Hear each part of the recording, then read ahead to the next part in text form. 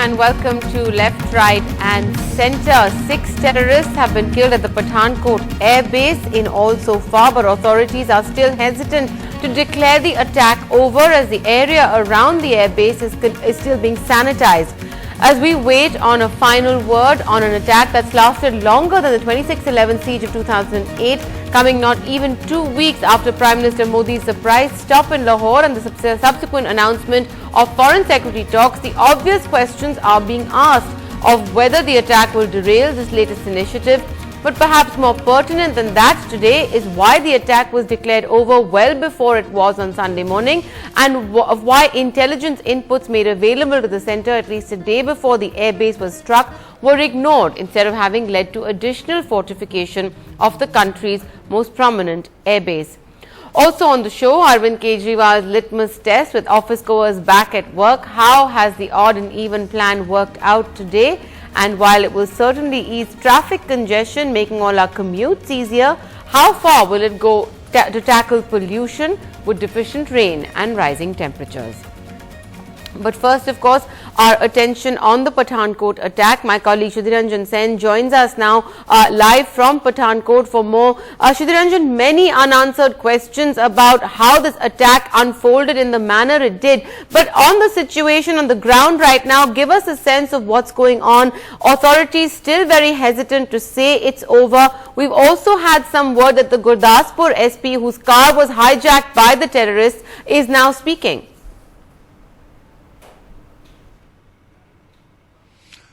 Well, I mean, on the ground, to begin with, what we can tell you is that the officials, officially the 5th, that they have killed the 5th terrorist, it's confirmed.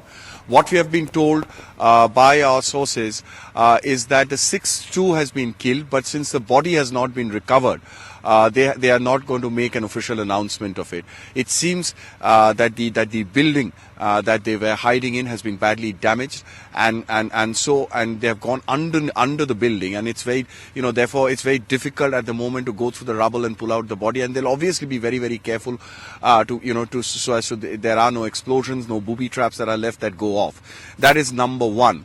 Number two, on the investigation side, what we can confirm is that it appears, or it is more or less confirmed now in the sense with the side-by-side investigations that are happening by the NIA and the other security agencies, is that they entered India together, but subsequently they split up into groups and they moved towards the base in 2 groups.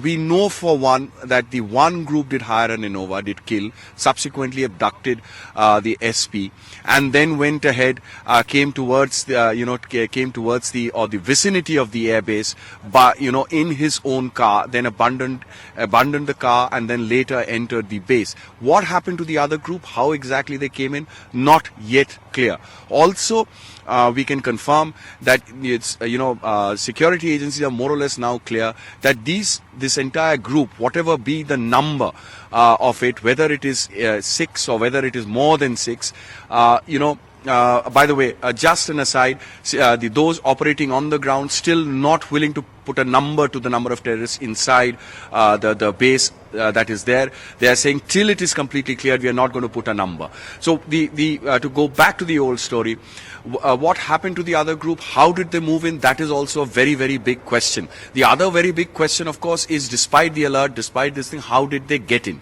So this is more or less, the ground situation that is there. And even as we speak, we can tell you that operations to comb, to search, to find out whether or not there are any more in the base. It's still holding on in the base is going on.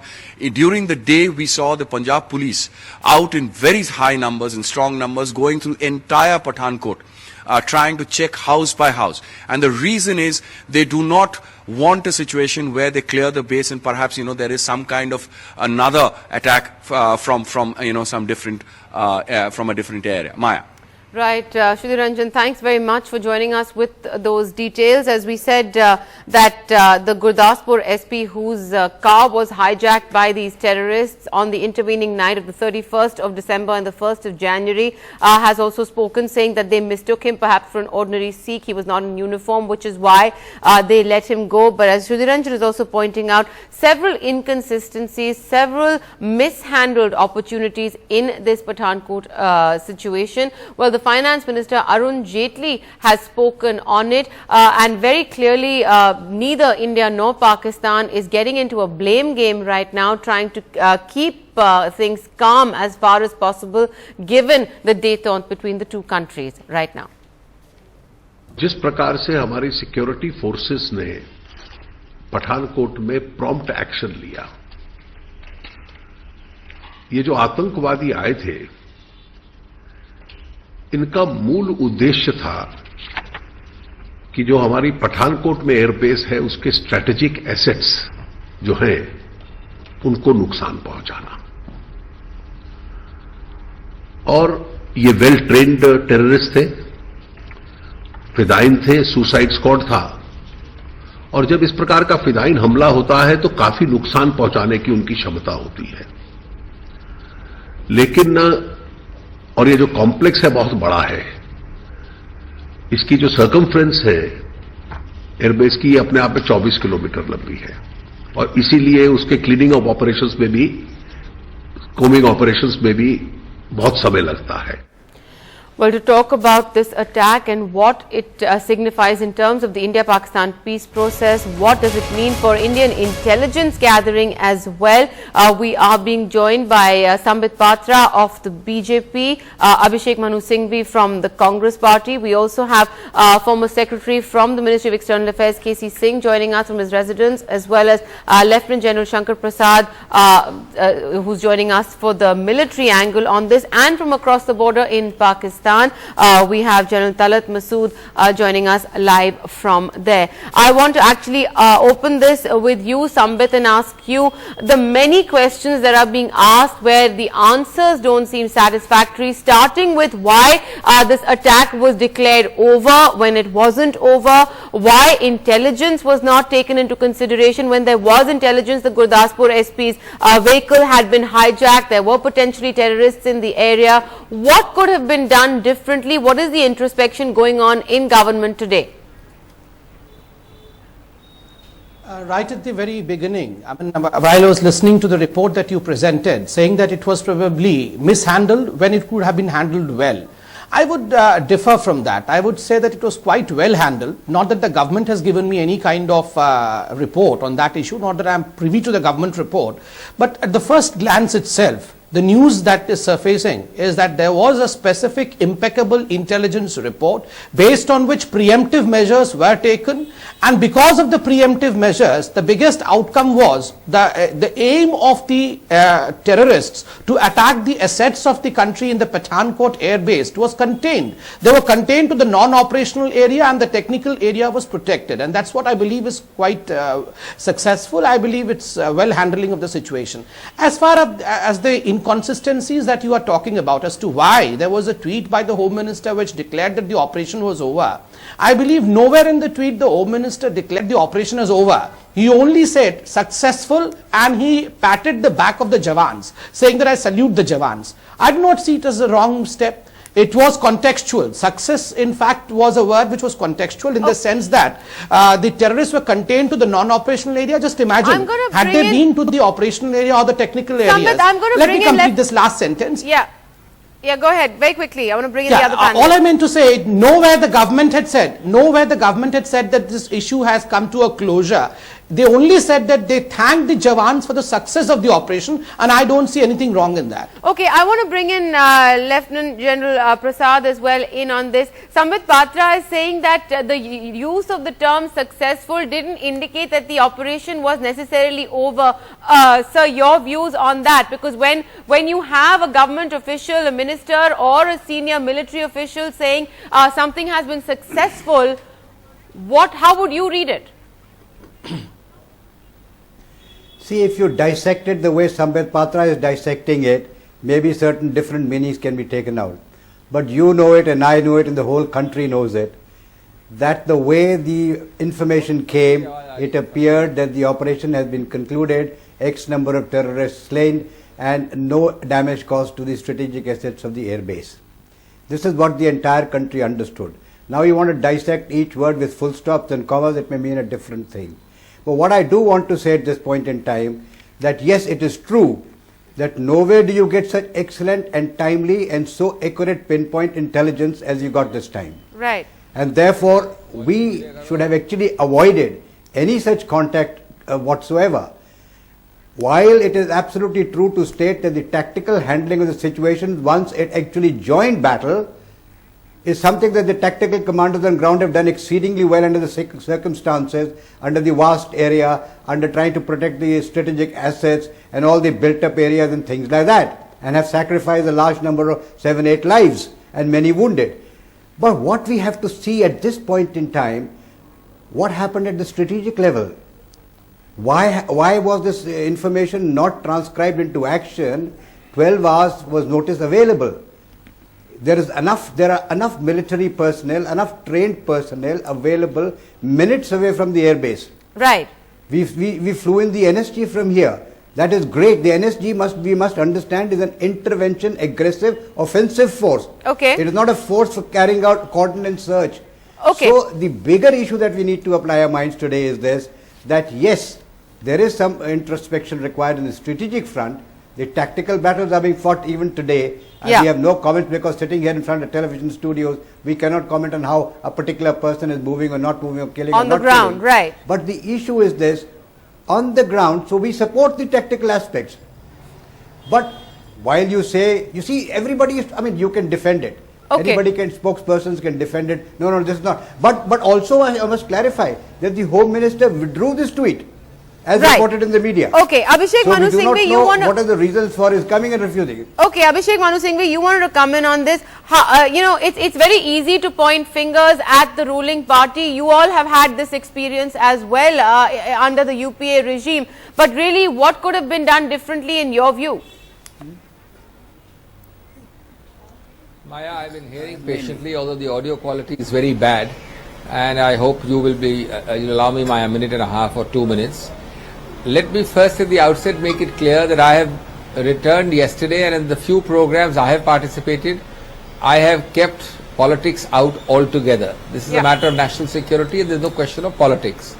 Number two, what I am now going to say is meant entirely in a constructive spirit, because unless we as a nation do a very micro analysis both of the intelligence level and the operational level, we would be failing our own country, because we will not be able to take remedial measures for the future. This is constructive pointing out of issues, not criticism or finger pointing or blame game. Thirdly, what the issues which struck me, and obviously we are all handicapped, every person in this program, nobody is privy to the nitty gritty, so we are speaking on the basis of what is in the public domain through programs. Right. Is it not astonishing, Maya, that somewhere there is either intelligence failure or operational failure or both? Or if there was intelligence, as appears to be, worse still, it was not acted upon in time. You have these terrorists, possibly 6 in number, we are not sure yet after 4 days or 3 days, roaming the streets of this area as if they are out for some kind of a coffee shop. They pick up a person as senior as a SP, they kill a person, they use his phone, you have the transcripts with mother talking to son, you have all these are questions which have to be analyzed in a very constructive way by experts. Why was the local army not used? Why was the local police not more used? Why was precious time taken in flying down the NSGs?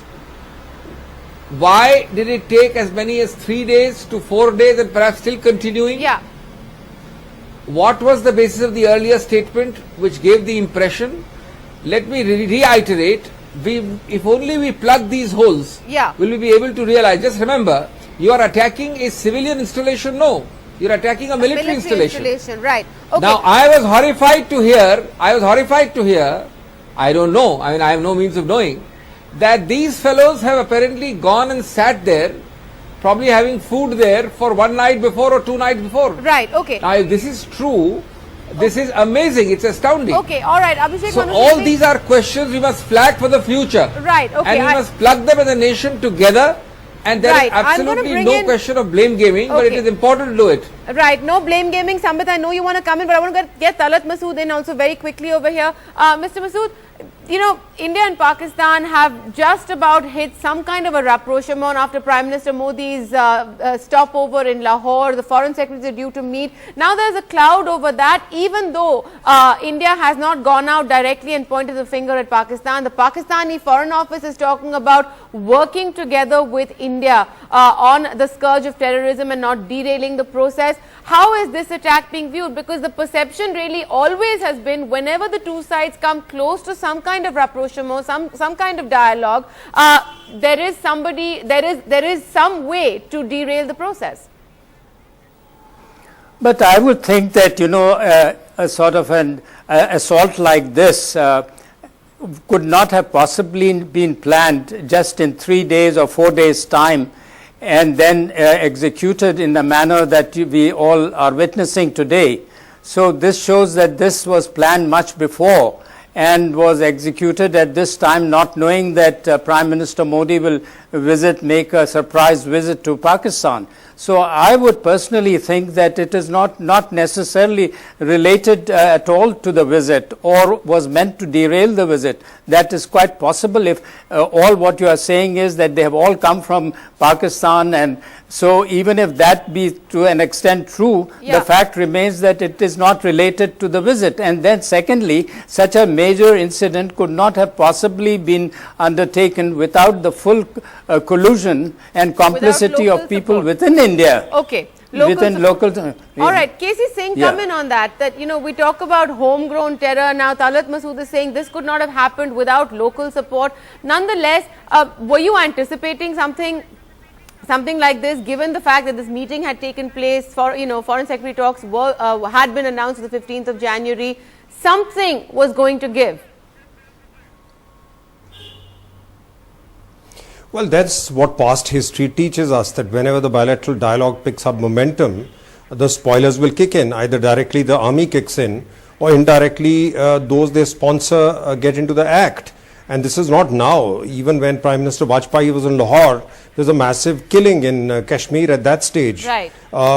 You know, I will respectfully, respond to General Masood that it may not be linked to Prime Minister's visit, but the process really kicked off with his meeting with Nawaz Sharif in Paris. So that's a month old. And then the NSA's meeting. And then, very clearly there was a momentum building up in the dialogue process. So Prime Minister's visit may not be the triggering point, but there was an anticipation that things were moving very rapidly in the last few weeks, and they were going in that direction. So therefore, this would have been in response really to the pickup of momentum.